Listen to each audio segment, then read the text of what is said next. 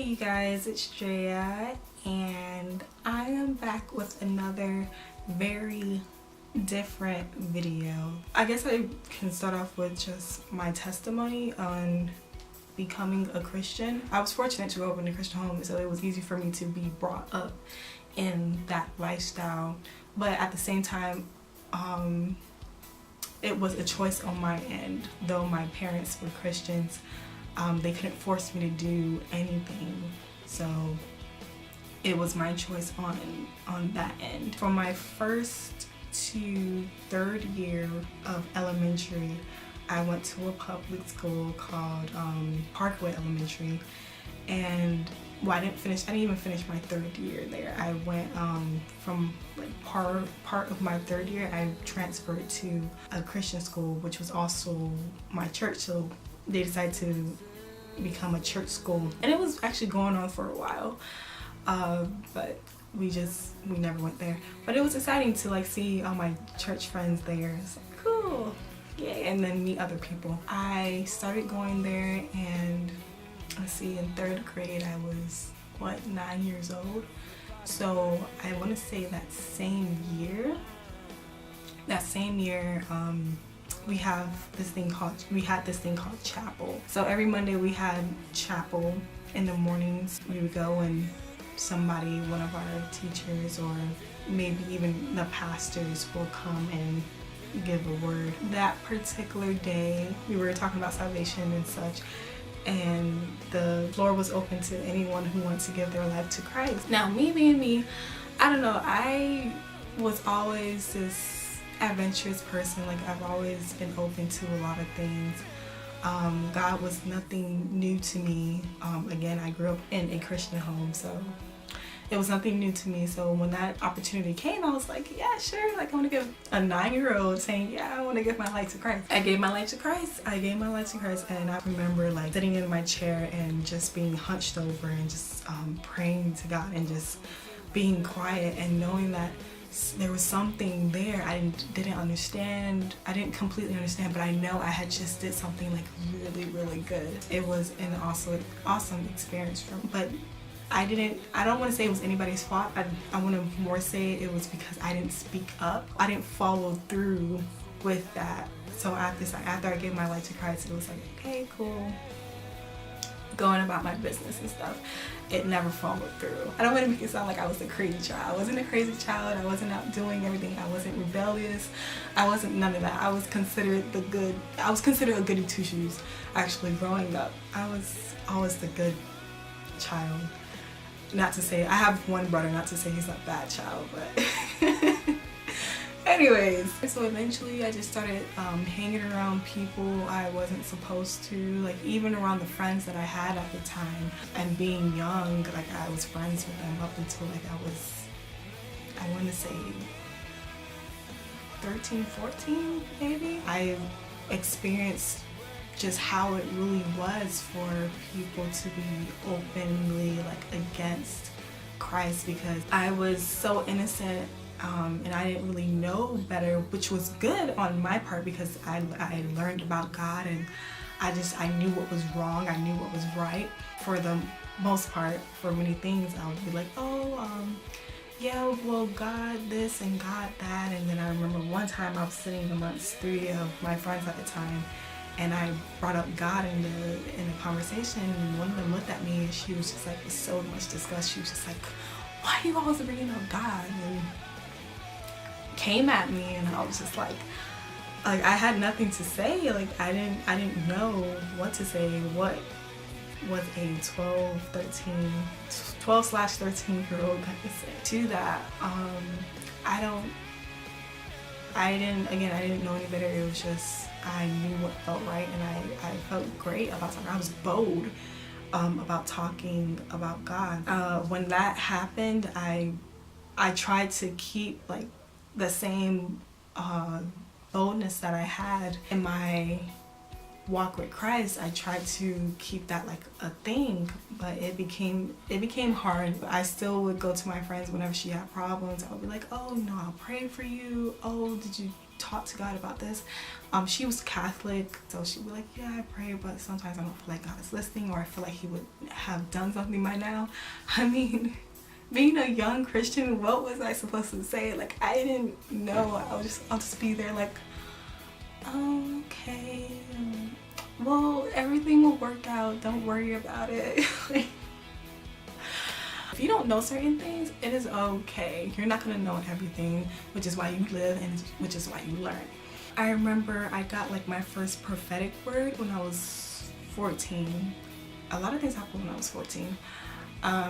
Yeah, I got my first prophetic word when I was 14, and I also experienced the Holy Spirit and being filled with the Holy Spirit when I was 14.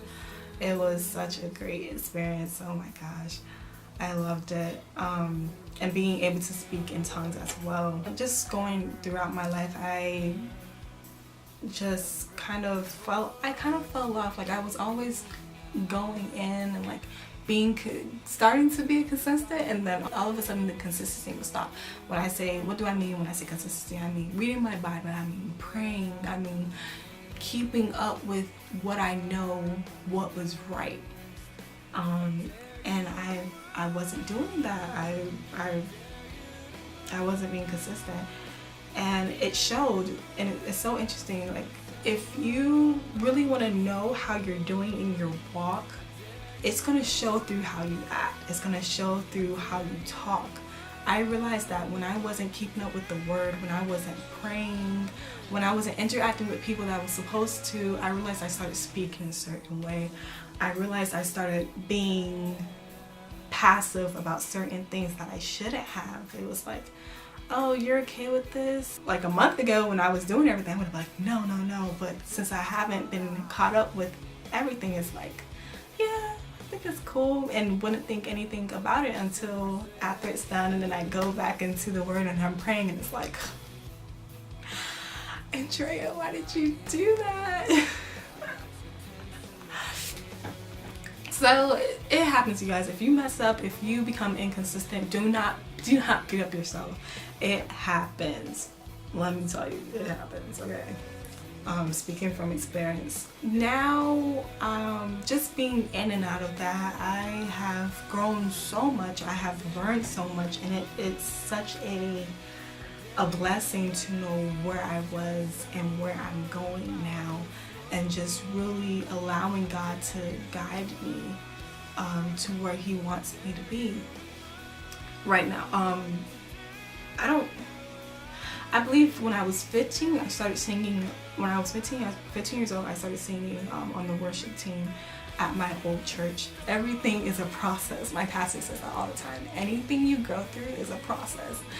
And it was a process transitioning from one church to another. It was a process allowing people in. It was a process with relationships. Like, everything is a process. And I'm so glad that, for some of the things I'm not happy I went through it, and then some of the things I did go through could have been avoided. But again, we live and we learn. It's just what you do afterwards that says how much character you have. Where I am now, I am working my way up towards being a leader in my church and being another one of the worship leaders. Right now I am a worshiper at my church. I am on rotation with another worship leader, and we go back and forth. We have a church home, which is awesome. I love church homes. Churches are awesome too. Like, we're believing God for a building, but yeah, church homes are just the bomb. Anyway, so I guess in sharing my testimony with you guys and just the escalation of my life, I want you guys to know that it is okay to mess up. It is okay to make wrong decisions.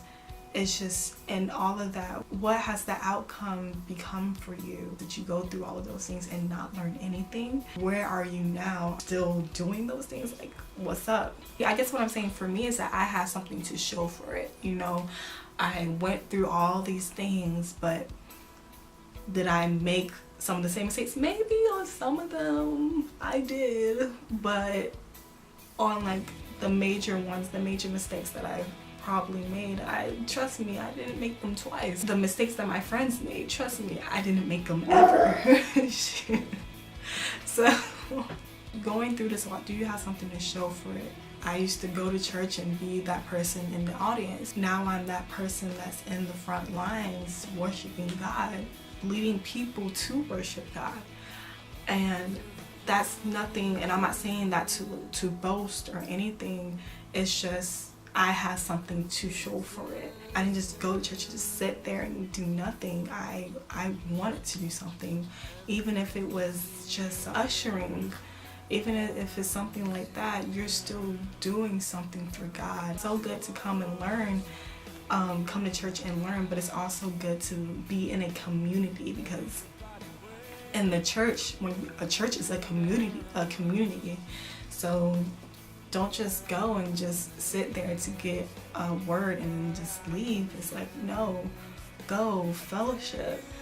Go and see if somebody needs help with setting up chairs. It makes such a big difference. It shows that you care. It shows that you're interested in wanting to do more. And trust me, as you keep on doing that, trust and believe that you're working towards something. If you know what you're called to do, you're working towards that. If you don't know what you're called to do, trust and believe that God is going to reveal that to you in due time as you're helping out around the church, as you're helping your church community. And I'm not gonna lie, I love socializing and stuff, but sometimes it becomes hard to keep up with what my church is doing, because they're always doing something. It's like, and my friend got on me. She's like, you don't be going nowhere. Like, what's up with you? And most of the times, because I work, like when they're doing so, like we have a game night coming up, I won't be able to go because I'm working. But other times that they do have stuff, yeah, I could have went, but I chose to stay home. And she's like, you're being like, don't be antisocial. And then she said something that caught me so off guard. And she was like, how do you expect, she was like, you're called to be a minister. How do you expect to be a minister and not be able to fellowship with your fellow church members? And I was like, and I had nothing to say because she was so right. She was so right. And it's funny because I'm not antisocial at all. That's not me. I'm like the first person to tell you hi. I'm the first person I would have been the first person to go like give you a hug, but I'm not so friendly anymore. Like, I can't that a lot. But there was definitely some truth to that, and I wanted to do better. I said, okay. So, but I told myself, okay, Andrea, like, you're gonna start going to your church stuff. You're gonna start fellowshipping more with your fellow church mates, and not just when you're at church or when you have group. That's not okay. So enough for my ranting. I hope that this video has helped you guys. I hope this video encourages you. If you have any questions at all, like, I'm open to answering them. I'm gonna have more videos coming out of just like things that I went through, honestly, things that I've went through, things that I've gone through as a Christian female, a young single Christian, and just how life is for me, being all of those three adjectives. For my ladies out there, men, if you're watching, this can go for you too. It is not terrible being a young single Christian, whatever gender you are. It's not terrible at all. It's what you make it. It's what you truly believe and have faith in. I do have a husband out there, but obviously I haven't met him because it's not the right time. And I'm okay with that. I am content with God and God alone, which that is going to be a video as well, being content with Christ. I hope you guys enjoyed this, and I will see you on the next videos.